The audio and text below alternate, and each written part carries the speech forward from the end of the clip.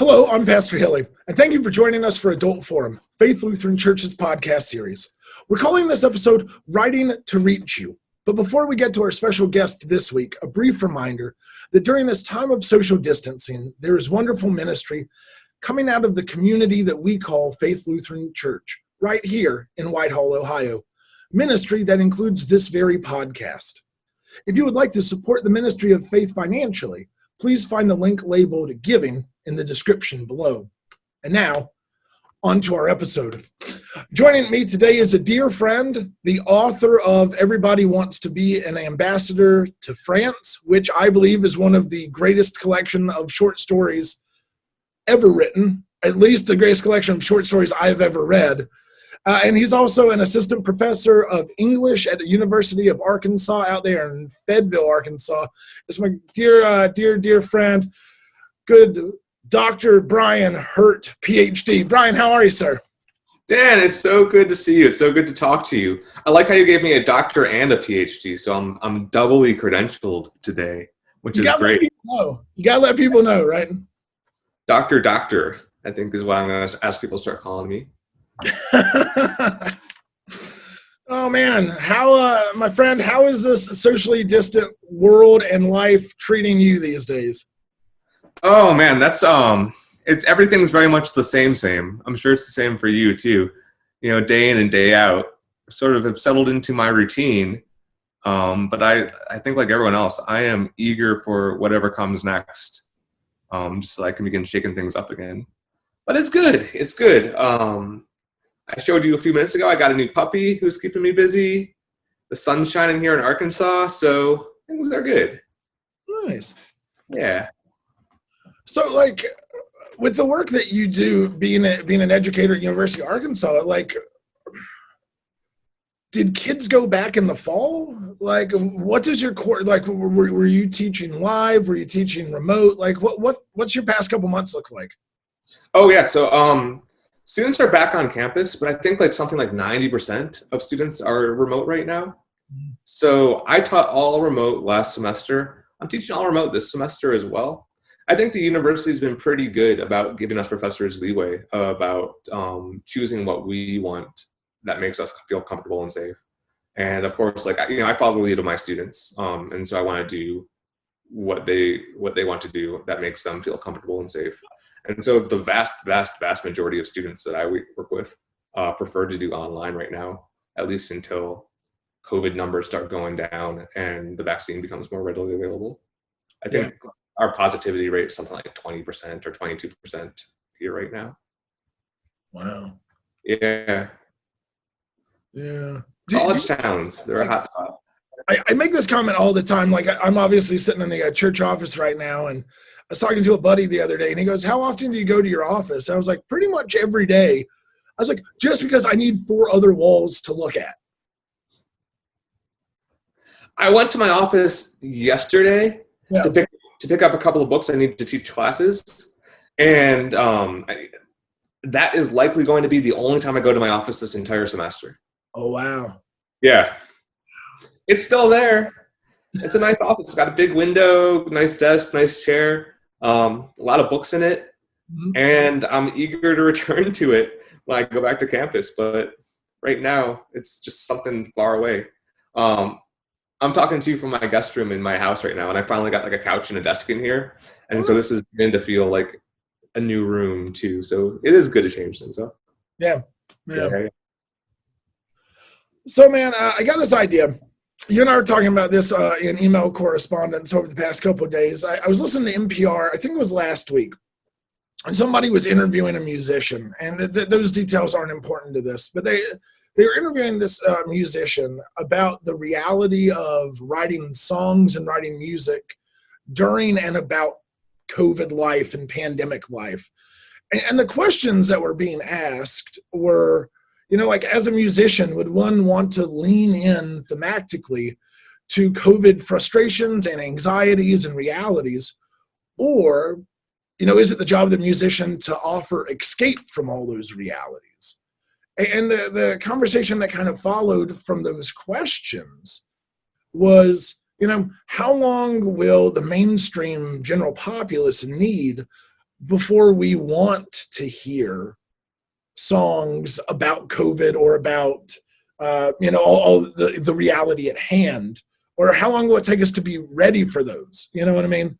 And so I was thinking about you as a writer and the circles that you run in, and then your work as a professor. And I wanted to kind of jump on this train of thought. So let me start with this question. Okay. With what you are reading as a reader and what you're seeing in literary circles and whatnot, do you find people offering escape from pandemic life in their writing, or are they barreling headstrong into these these topics and frustrations and anxieties? Oh gosh, I mean, I think that's a really good question. Books take a long time to write. I think that's the first thing that I know about books. And so I think the books that I'm reading, and even like the most recent books that I've been reading, people have been working on them for 2, 3, 4, 5 years or whatever. Well before that, this was well before that, this reality was the reality that we were contending with. Some books are going to be more prescient than others.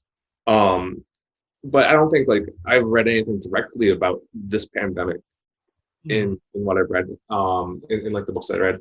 I read that Lawrence Wright book, the end of October. He's the New Yorker writer who wrote sort of a pandemic thriller that came out well timed right in April, I think. So, about a month after all the shutdowns happened. But he couldn't have predicted, and I know in interviews that he said he couldn't have predicted that this was going to happen. So I'm not encountering a lot of work that's speaking directly to the pandemic. But I think one thing that's true about the pandemic is the pandemic hasn't created new experiences. It hasn't necessarily created new experiences for a lot of people, but what it's done is heightened a lot of the things that we already experience. And so I feel like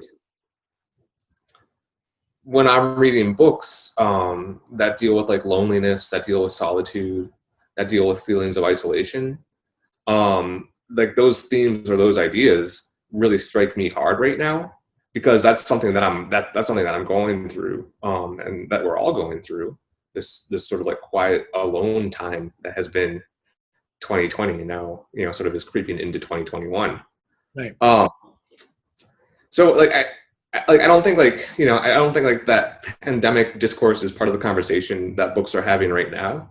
Mm-hmm. But I do think that me as a reader, I'm more attuned to those things in the books that are speaking to this particular moment in my life and in so many of our lives. Yeah. No, and that makes sense. I mean, you think about from first draft to book on the shelf, that process, right? That's it's like a snake eating a rat. It takes a long time for it to get through the belly of it, Yeah. So there's so many books that are, coming out the back end that, like you said, have been in that process for a year, 2 years at a time, which, I mean, kind of gets to the other question, which is, when do you think we're going to start seeing books that are dealing either fiction or, memoirs would be harder, right? Because you can't really write a memoir about making it through the pandemic while we're still in the middle of it. Zadie Smith published a really slim collection called Intimations of pandemic writing. It's nonfiction. I believe it came out this summer. And so it was her initial thoughts and reflections on the pandemic. But I think to answer your question directly, I don't know. We're going to get lots of pandemic literature. It's going to come out. We're going to get pandemic books. We're going to get pandemic movies and TV shows. We're going to get it all, right? I think. And will there be an audience for it or won't there be? I don't know. I have no idea, right? I'm really tired of the pandemic. I don't know how you are, how you're feeling. Oh, absolutely. Yeah. I if someone put a book in my lap and was like, "Hey, this is a book about the COVID year of 2020 or whatever," I might be like, thank you. I've already lived that one. But that's that said, those books are all going to come out. That media is all going to come out. I haven't watched any, but like I know there's like some Netflix movie about like a heist set in COVID times already. Like it's all sort of like coming out, right? Yeah. Yeah, I guess like I'm more interested. This pandemic has, like I said, it's heightened problems that we already have, and it's made us more aware of things that have been boiling beneath the surface or boiling beneath the surface. And so like I think one of the things that is clear is that this pandemic was like a massive failure of public health, a massive failure of government. Yeah. And so like me personally, I'm interested in like the nonfiction books that are going to come out about this, that are going to help me understand what happened and why things had to be this way. Yeah. No, I think that those are going to be some of the far more insightful reads that, again, help us answer those questions, right? Yeah. I mean, what you were saying, right? Like, I'm trying to think a little bit here. You were saying that books take a long time to write, and you were saying that memoirs are hard to write because how do you write about something that you haven't been through yet, right? Yeah. But we talk about like the art making process or the writing process or whatever. But making art is about it is a process, but it's also about processing. And one of the things that art helps us do, writing, but all forms of art helps us do, is it helps us take things that we find hard to understand, things that are hard to process, and turns them into aesthetic expressions that are beautiful. Art takes our pain, our sadness, our suffering, those things that we are like intellectually or emotionally bumping our head against the wall on, and it turns it into something that we can experience as beauty, as enjoyment, or as pleasure. And so, another way of thinking about this is like, I'm not sure, like, will there be pandemic novels where there'll be COVID novels? Yeah, totally there will be. But my guess is like the great COVID novels have already been written, right? Because we as human beings, we've gone through plagues before. People have lost in the way that we've lost before, have suffered the way that we've suffered before. It's not unique. It's unique to us, but it's not unique to our human experience. And so people have written books about moments like these. And I think, we could turn to those books now, to find like emotional understanding and solace and comfort. Just as, people in the future who have to suffer through pandemics will turn to the books that we write about it to find understanding and solace and comfort. No, I think it's really true. As you were saying that, oddly enough, the book that popped into my head was The Great Gatsby. Wrestling with that like lost generation kind of feeling and like the loneliness in the midst of all these things that are going on. And I think that my mind jumped there because I was thinking about your other comment about you're reading, you find yourself reading books that are mirroring the thoughts and the emotions that are most present in your life as isolation and all these things are part of our world. And so I started ticking through my mind of the books that I've been reading recently. And on one end, I just got done reading John Kegg's Hiking with Nietzsche, which was amazing. And, I like that feeling of him, like, in the scenes of that book where he's by himself on a mountain, just kind of wrestling with, that existential reality, which is quintessentially Nietzsche. But other than that, I've been reading a lot of Kent Haruf, because it's such a simpler time, and it takes me back to, Holt, Colorado, which is the Colorado equivalent of the 800-person town I grew up in, right? So, like, I'm reading expressly to find that escape, just to get out of everything. Over the past 3 weeks, I watched all 7 seasons of the Gilmore Girls, just for that escape, right? Because I'm watching it, like, no one's wearing a mask. It looks like cute little Connecticut towns, and like, there's that escape, right? And I think that that's a really fascinating thing about us as people, right? Some of us are going to,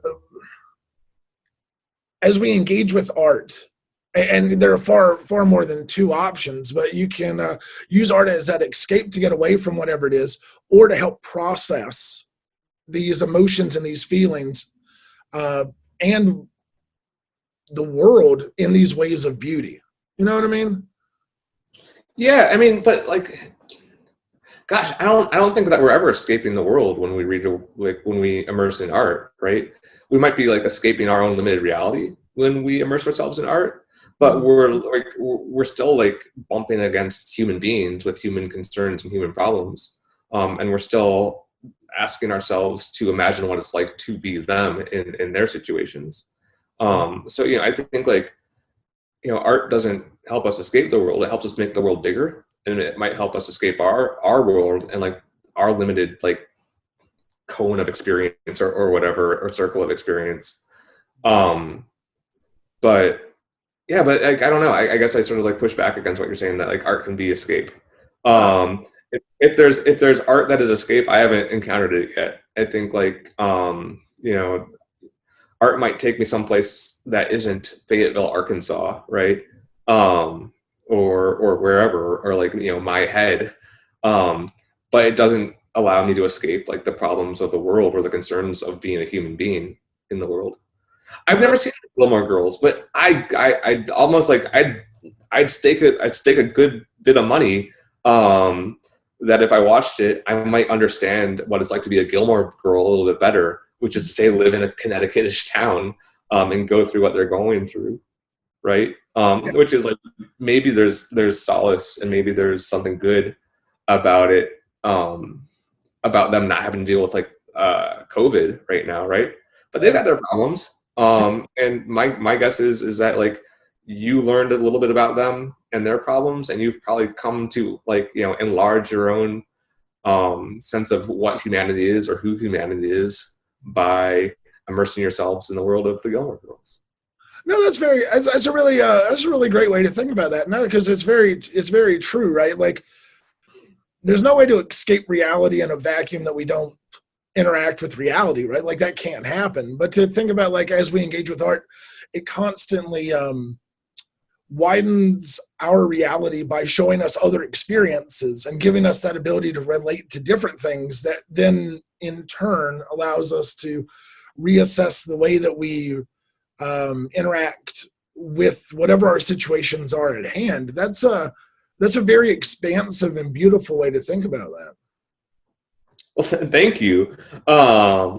Yeah, I mean, yeah, I think it gives like, art just gives us more possibilities and it helps us imagine better, right? You could, when you were saying you were reading a lot of Kent Harif books, and it reminded you of like, the 800-person town that you grew up in.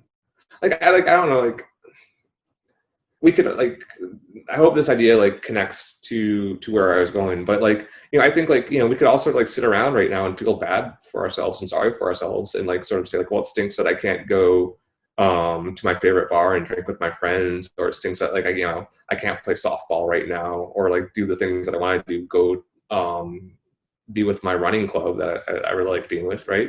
And I could sit around and feel really, really sorry for myself. Or I could like sort of like immerse myself in an imaginative community that gives me comfort and solace.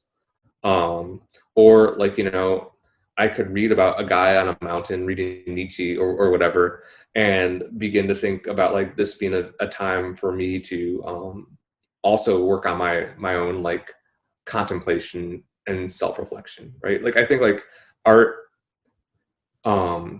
helps us understand people better, but it also gives us a greater toolbox to like reimagine our own reality and reshape our own reality to like how we want it to be. No, that's spot on. That is spot on. Yeah. So let me ask this, talking about writing, right? Like, you run in circles of people who, like yourself, are published authors who've been doing this for a long time. You also teach undergrads who may have their first creative writing class. Are you seeing, like, what are you seeing in these classes in terms of like creative writing exercises, and how the are kids using those exercises or assignments as a way to process things, or how are they, like, what just, and I'm not sure exactly what I'm trying to ask, but I think you know what I'm trying to like hint at. Yeah, I mean, gosh. So I only have like a semester and a half of COVID reality under my belt, or like pandemic reality under my belt of teaching, right? And in March, the rug was pulled out from everyone, and so we had to reconfigure what our class was midway through the semester. Right. And I think everyone was just kind of writing what they were writing because things had changed too fast for them to reflect on it. In my classroom now, I do see students beginning to sort of set their stories against pandemic Earth or whatever, or set them in 2020 and the reality of COVID. But more often than not, students aren't, right? Some are, some aren't. I was thinking about this a little bit, like about like how this is going to inform student writing, and the good news is like I don't know. The thing that I love about my job is like my students continually surprise and amaze and impress me by what they turn in, and inform me by what they turn in, because I don't want to presume that I know what their problems are or what they're dealing with. I think my undergraduate students who are in their early 20s are concerned about getting a job after graduating. They're concerned about what their life is going to look like after they leave the University of Arkansas. But like I think like on a bigger scale, I was trying to like think about this, and it's funny. Like one of the things that the pandemic has shown us is that like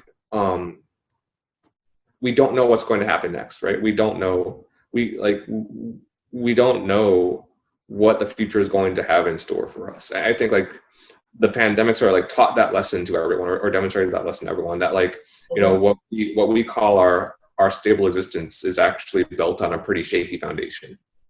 And I think like that's been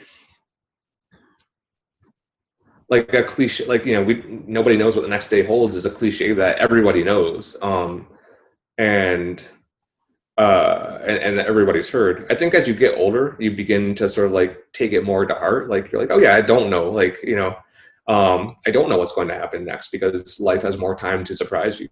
Yeah. But when you're young, like I don't know how it was for you, but when I was young, I thought like my life was going to be stable and steady, and I was going to live forever, never get too old, all that stuff, right?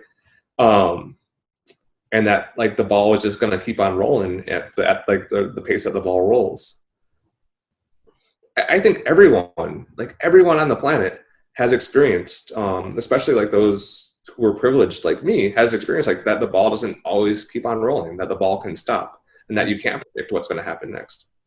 And so like for my students, gosh, like I don't know, I kind of imagine that I might begin to see some of that reflected in their work, because I think like that's a pretty big thing to contend with. The idea that human society, culture, life doesn't like happen on one steady line, but that there's ups and downs, swings back and forth, and that like the regularity or the consistency can be interrupted. Yeah. So yeah, I mean, I don't know. I'm looking forward to seeing that in their work. I don't know if I will. But I imagine like that might be like a pretty big idea that they're trying to grapple with. I know I am. Oh yeah. My dad used to say to me when I was, middle school, I think middle school, high school, as people, we kind of hit that plateau, or that apex of we are at our cockiest and jerkiest, those middle school, high school. And we, if you want to meet somebody who has every answer to the world, find a junior in high school, you know what I mean? Yeah. And my dad used to say all the time, he goes, hey, son, you need to write down all the answers to life's questions now when you have them, because you're going to hit about 30 and you're going to realize you don't know a thing. And, you hear that when you're 17 and you're like, oh, you're just old and you don't get it. And I'm like, no, that was pretty much like clockwork. I hit 30 and it was like, yep, I have no clue what's happening. And that's from somebody who grew up in a different mind frame. And went to college with those assumptions that like, all right, this is the straight path. There's going to be stability. There's going to be all these things moving. To have all of that stability kind of kicked out from under you when you're 18, 19, 20 in college, like the modern crowd, I think that the way we see that manifest in all kinds of art is going to be really fascinating in the next, 5-10 years.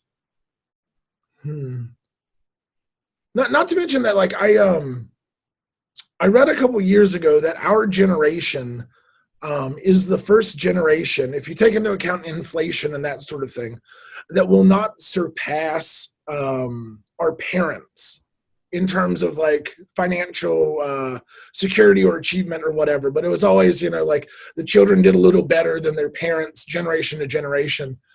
And this article was talking about like, yeah, we'll be doing good if we break even. Mm-hmm. Which is, again, just a really different world frame, or it's a different worldview than, what we were taught to believe as kids.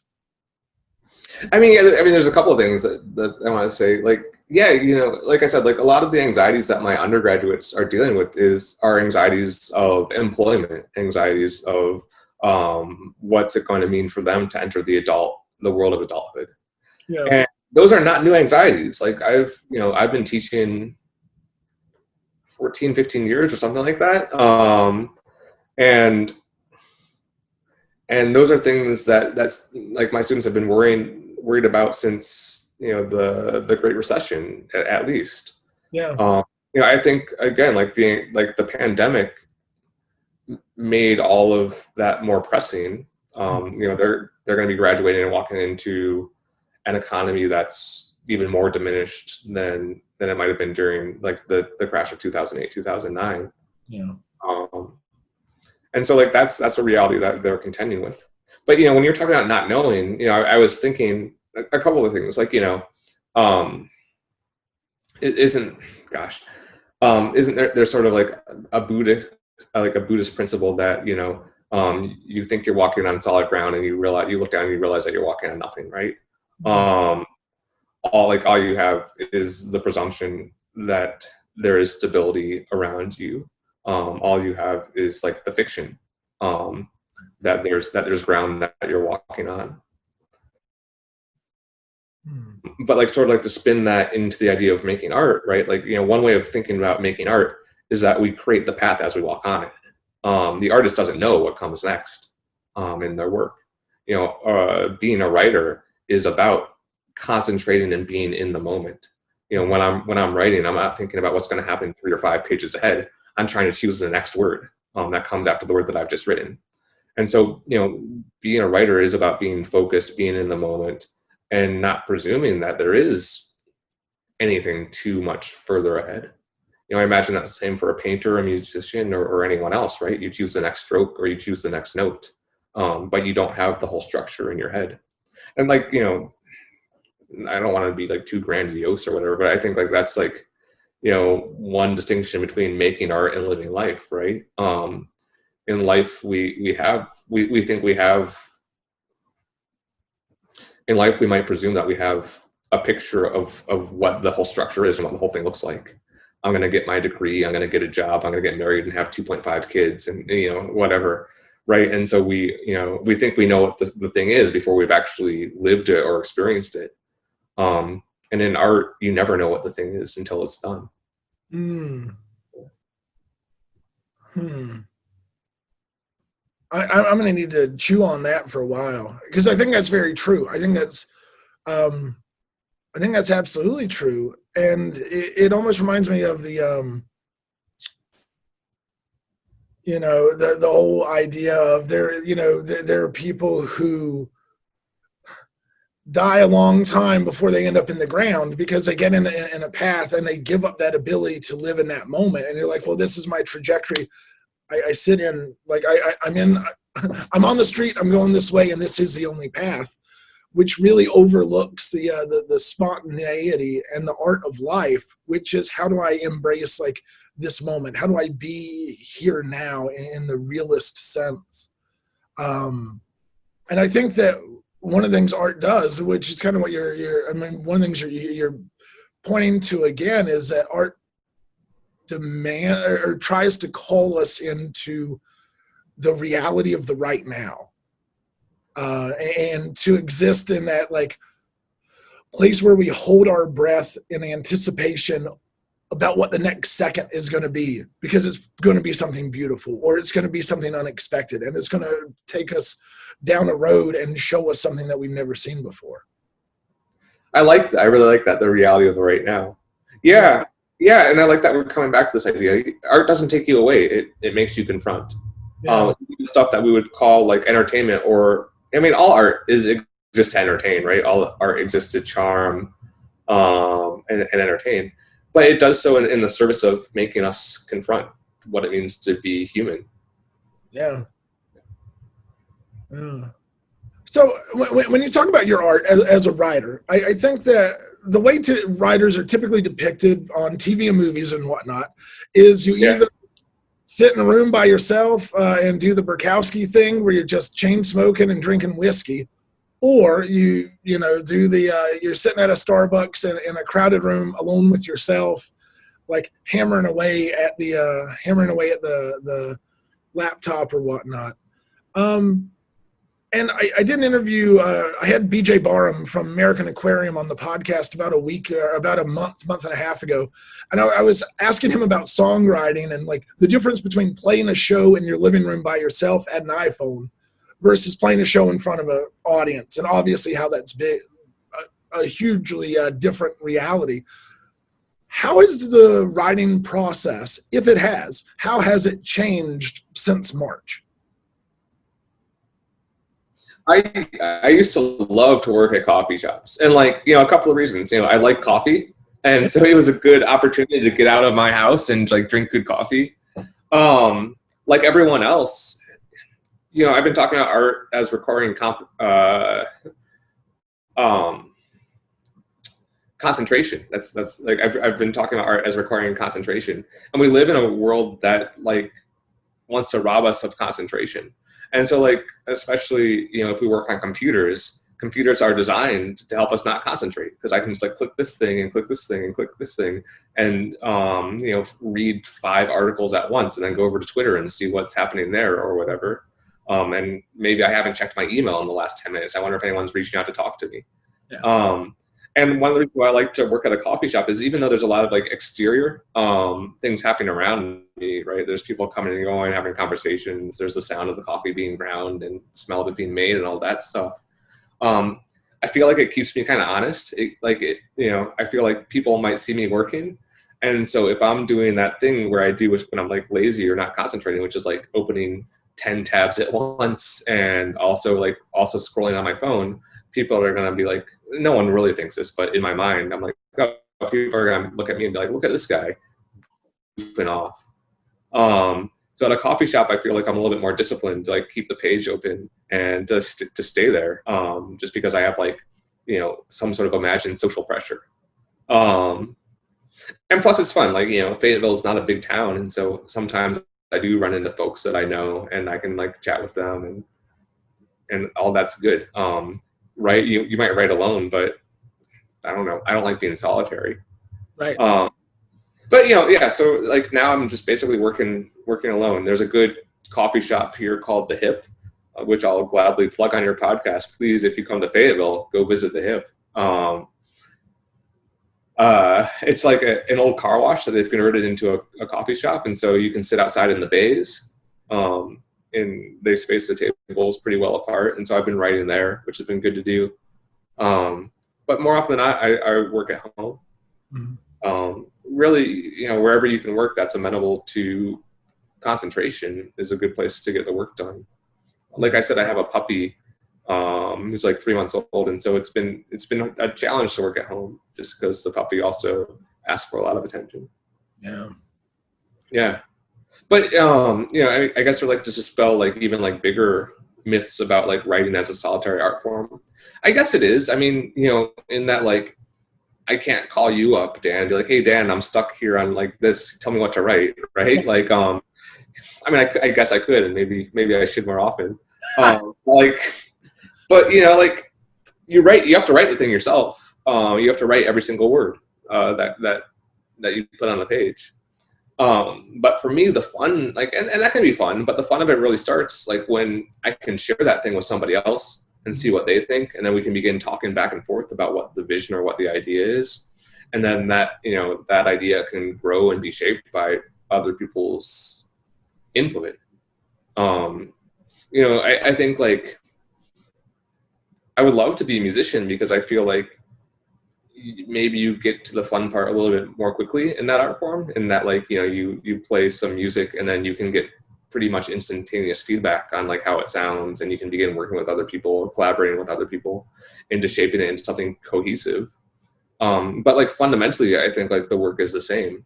I make the thing and then I share it, and then that feedback shapes what it becomes next. So in conversations you and I have had in the past, a comment you made that I've always thought about in my own writing is that you say that you write from or to the emotion. Like you pick the emotion and you write at the emotion, and then you build things around that emotion and whatnot. So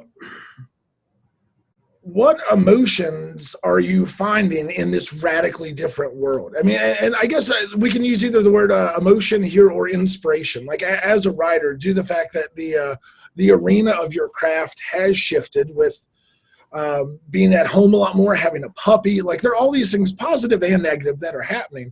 So like in the world of Bryan Hurt, like what are the emotions, what are the inspirations that are like giving you that spark? I'll separate those out if you don't mind. Please do. Yeah. So like a piece of writing, like the goal of a piece of writing and the goal of a piece of art is to make your audience, your reader, feel something. Mm-hmm. And so like I don't care how smart the writing is or whatever. If you're not feeling something when you read it, then it's not a successful piece of art. Yeah. And so like when I say like when I write towards an emotion, sometimes I have like a feeling in mind when I write a piece. More often than not, I discover what like sort of the emotion of the piece is, and then refine it as I revise later on. But that's what I mean by you write towards the emotion, you write towards the feeling. Ultimately, you want your reader to feel something. I think Poe called it total effect. And yeah, he said like, a story has a total effect. And what he was sort of saying like, a story leaves a reader with a feeling when they exit it. And so what you want is for your readers, again, just to feel something. And that's what I mean, like right towards the emotion. Okay.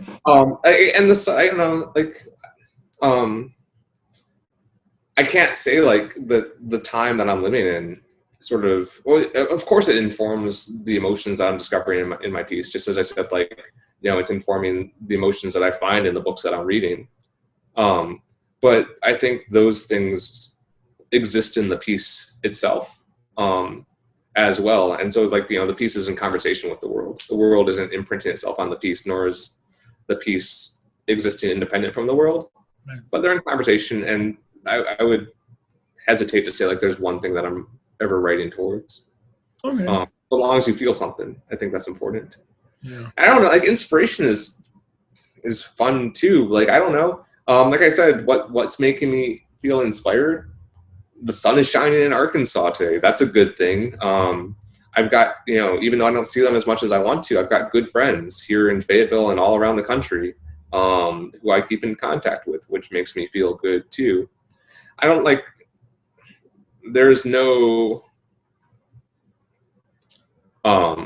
muse or whatever for me at least. Yeah. But there's all sorts of things that give me hope and that make me feel happy. And I do believe that like, good art comes from like good mental well-being. I kind of push back against like the idea of the self-destructive artist, right? Like the Bukowski you were saying, who's chain smoking cigarettes and drowning himself in whiskey or whatever, or bourbon. I think, good art comes from a happy mind and like sort of like a well-structured and well put together mind. And so like, the more that I can do to take care of my own well-being, I think like the better the art that I produce is going to be. Yeah. in that interview I did with BJ from American Aquarium, like that's a band with BJ makes the joke at shows all the time where he'll get to the end of a song and the crowd will cheer and he goes, "If you guys came here for a bunch of sad, old, drunk songs, you're going to love tonight." And so I asked him about his songwriting process through COVID and then before it. And he goes,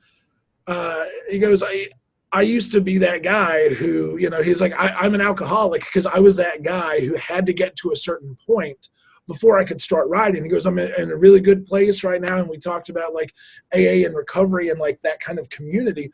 And then my follow-up question was, so how has that impacted your writing process? And he goes, I used to have to live in that and dwell in that and make that real. And he goes, time and life have taught me how I can kind of like drop into those emotions without physically and psychologically putting myself in harm's way. He's like, so I drop in, kind of get inspiration out of that and then get out.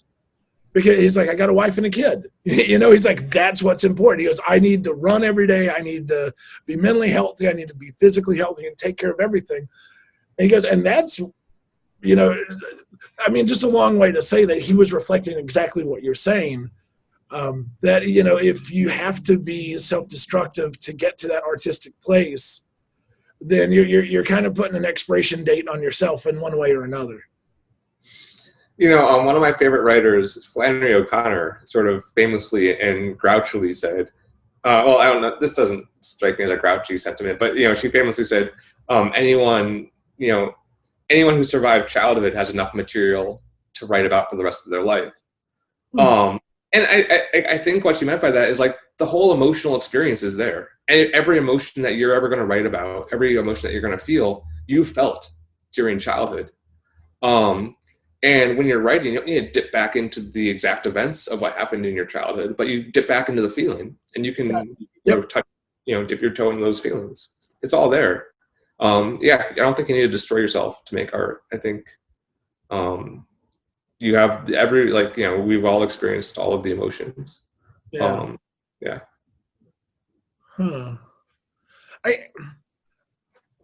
I had the opportunity once to sit down with Kathy Shine, who wrote this great book called "They May Not Mean to, But They Will." And I was asking her about her creative process and what it was like to write those characters in that book. And something she said that I'll never forget is that her favorite part of writing a book is getting to know the characters and having the characters surprise her as she's getting to know them. She goes, writing the book is just as much of an adventure as reading it for the first time. She's like, I don't know what my characters are going to do. Which, again, when we think about kind of come back around on this conversation about living in the moment and that creative experience and how we handle emotions and how we understand the emotions of the characters in these moments. It's just really funny that these constellations all kind of line up in different ways. It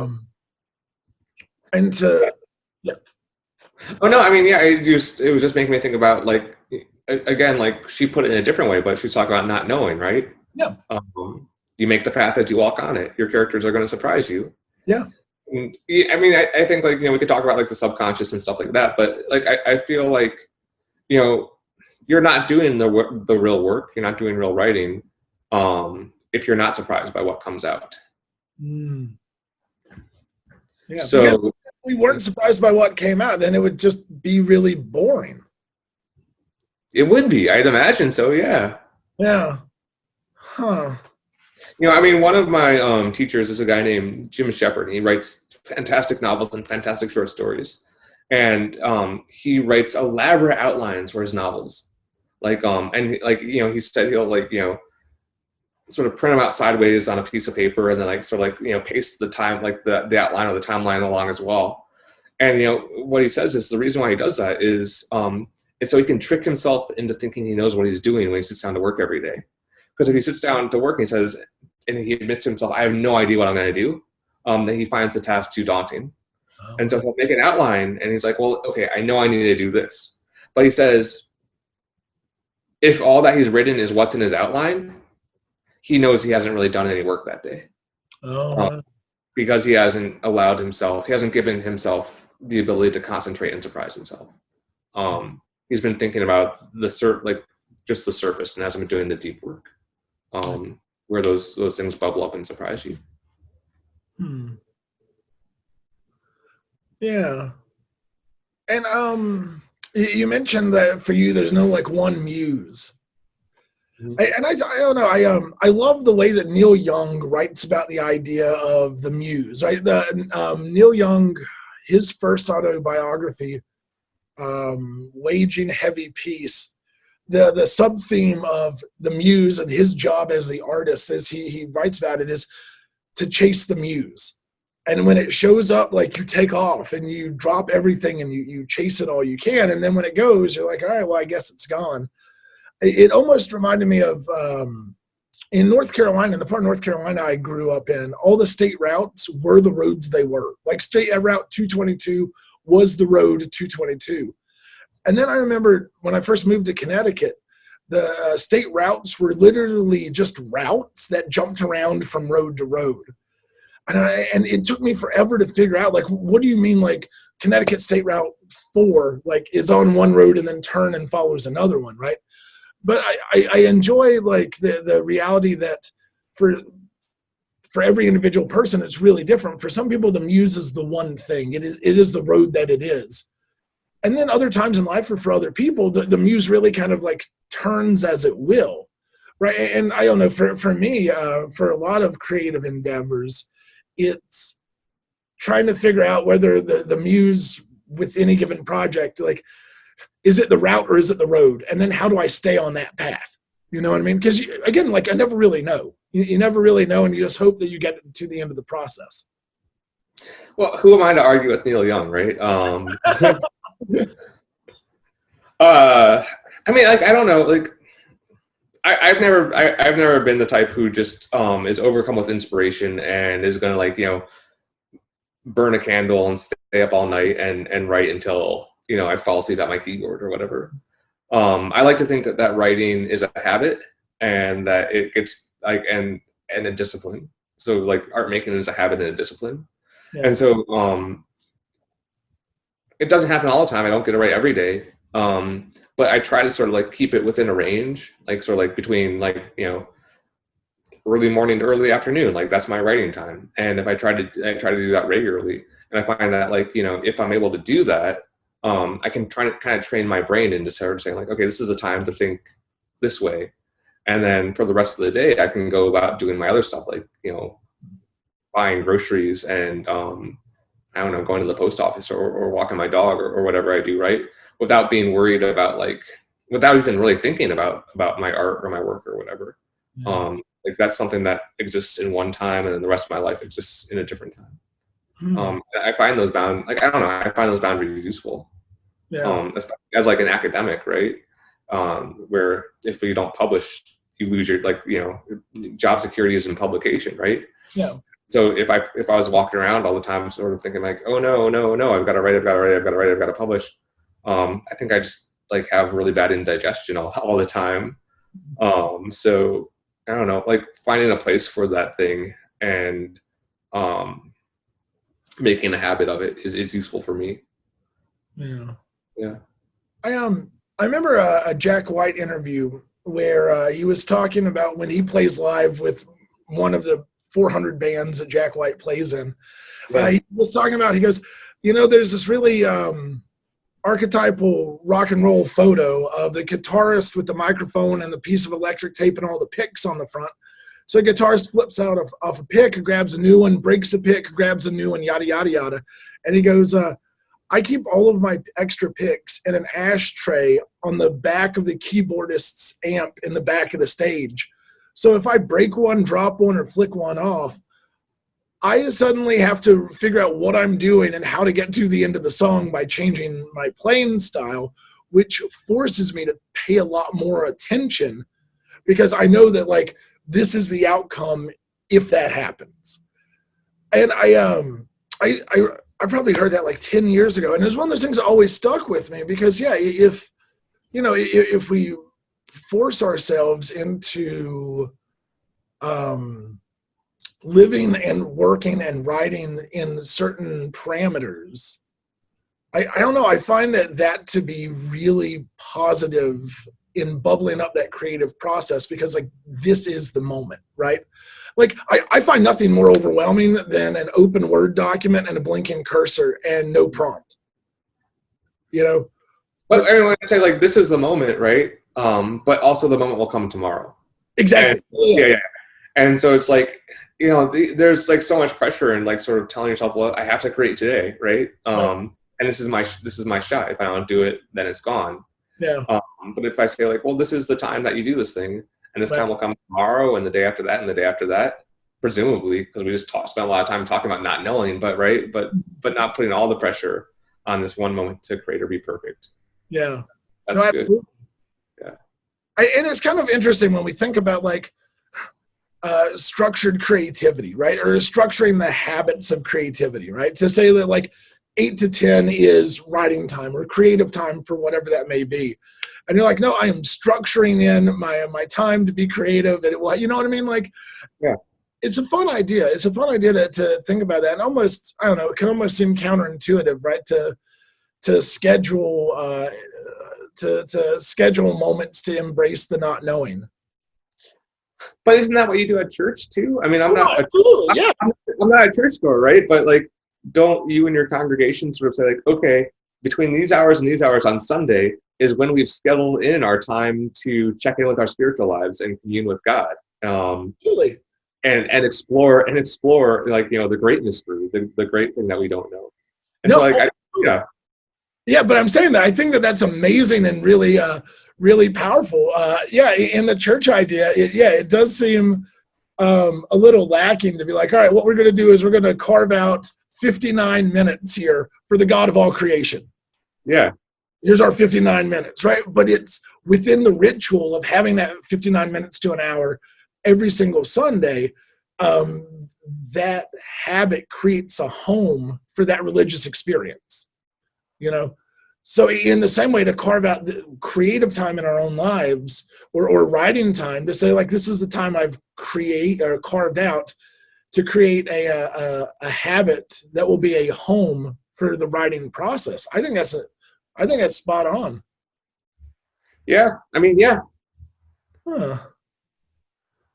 All right, my friend, I want to take up your whole afternoon, but I do want to end with this question. Okay. What are you reading these days, and can you give us some recommendations? Oh man, I'd be happy to give you some recommendations. So I think like the best book that I read recently is The Butterfly Lampshade by Amy Bender. If you haven't read it, I strongly recommend it. It's you know, if I describe it, it's going to sound like a bit of a bummer of a book, but Bender is like a fabulist, and she writes these really magical and I think like warm and big-hearted and generous stories. And this is a story about a girl whose mom is institutionalized because she has lots of mental health problems. And so the girl has to come and live with her aunt and uncle in Los Angeles. And something magical happens to the girl. She thinks that a butterfly, like a printed picture of a butterfly, an actual live butterfly pops out of that lampshade. And the girl has to sort of like contend with, you know, was this something that really happened to her, or, you know, did she inherit the mental illness that her mom had? And the story is really just her like looking back and introspecting on this one sort of like magical and elusive event in her life, and trying to process it. It's a slow book, it's a quiet book, but I think it's a really, really good book. And maybe we were talking about like books speaking to us in the time that which we live. It's a book about sort of like solitary contemplation too. You know, the woman actually literally builds herself a tent that she sits inside in her apartment so that she can sort of like enclose herself and think about her life and process her experiences. Oh wow! I'm reading Utopia Avenue right now by David Mitchell. Mitchell is the guy who wrote Cloud Atlas, the Bone Clocks. Yep. And this is a story about like a fictional rock and roll band, Utopia Avenue, set in the late 60s. And it's, you know, it follows all four members of the band in their trials and travails, and it's a lot of fun. Like I'm really having a really, really good time reading it. I think you would like it, Dan. No, absolutely. It sounds, so is it done in almost like that kind of Foursquare thing where you have a chapter on each one, kind of? Yeah. Like Long Way Down style? Yeah. Yeah, it's good. It's good and it's fun. And like, we were talking about like escape to some extent. It's a book that's sort of like, I miss live music. I think, it's a book that's sort of like taking me back to a time where there was a lot of live music. And it's some place where I can connect with it in a way that I find really satisfying. One of my students gave me a book called The Most of It by Mary Ruefle. Ruefle's a poet, mostly by reputation, but this is a book of like indistinct genre. These pieces might be poetry, they might be nonfiction, they might be fiction. They're all only 2 or 3 pages long, so maybe they're prose poems, maybe they're not. And it's just really sharp and interesting the way that she's following the logic of her sentences. Oftentimes the little stories are really affecting. I really recommend that too. That was a great thing that I read. I'm really excited. I haven't read it yet, but it's sitting on my desk here. George Saunders, the great American short story writer and novelist, just released a book this week called A Swim in the River in the Rain. And it's a book about the art and craft of writing. Oh, really? So he's exploring writing through seven stories by 7 Russian short story writers. And so it's based on a class he gave at Syracuse. And he's one of those writers and thinkers that I always feel bigger and better for having spent time communing with his mind across the page. And so I'm really excited. Who wrote Lincoln and the Bardo? Yeah, he's Lincoln and the Bardo. Yeah. Those are the most recent books that I'd recommend. Nice. Yeah. Have you read Maggie Smith? She's a poet author out of North Carolina. North Carolina? She's a Columbus through and through, my friend. Maggie Smith taught me poetry when I was at Ohio State. I was in the first class she ever taught as a graduate student. Really? Yeah, I know Maggie pretty well. Like, I wouldn't say like we're in touch often, but I know Maggie. Maggie knows me. We're buds. I haven't read her book yet, and I'm excited to. She, talking about COVID, sort of messing things up. She was supposed to come here to Fayetteville in this fall and be like a keynote speaker of our big city literary festival, and then I'd helped arrange that. You know what it is? One of the stories, one of the essays in Keep Moving, there's a comment where she mentions being at 4th and Summit, like 4th Street and Summit. And in my mind, I was like, but how many cities in America have a 4th Street and a Summit, right? So I pulled her up and looked her up, and I was recommended that book from a friend of mine in North Carolina. And then I pulled it up, and I think does she live in North Carolina, or did I find another author named Maggie Smith who also lives in North Carolina? You found another author. Maggie Smith, I mean, I don't want to reveal too much, but she lives in Bexley, Ohio. Oh, wow. Yeah, she lives in Bexley. She composed, what's that famous poem that she wrote? The name is escaping me right now. This is embarrassing. That's crazy. I had no idea. What's the poem? Yeah, the Good Bone. Her poem "Good Bones" on Main Street at the Starbucks on Main Street in Bexley. Really? Yeah. Huh. Maggie's the best. Maggie's the absolute best. Yeah. That was my first exposure to her was Keep Moving. I read that book in one day. It was fantastic, just fantastic. That's really cool, huh? Look at that. Go Columbus. Go Columbus. Yeah. Columbus literary scene is really, really good. Hanif Abdurraqib is another Columbus writer who is fantastic. I'm really excited for his new book that's coming out, I think, in a couple of months, called Little Devil in America, subtitled Black Performance in America. He did the book Go Ahead in the Rain, which was the history of a tribe called Quest. Yeah, no, Hanif is an amazing writer too. Like he was recently called like one of the best living cultural critics in America. And he's another Columbus treasure.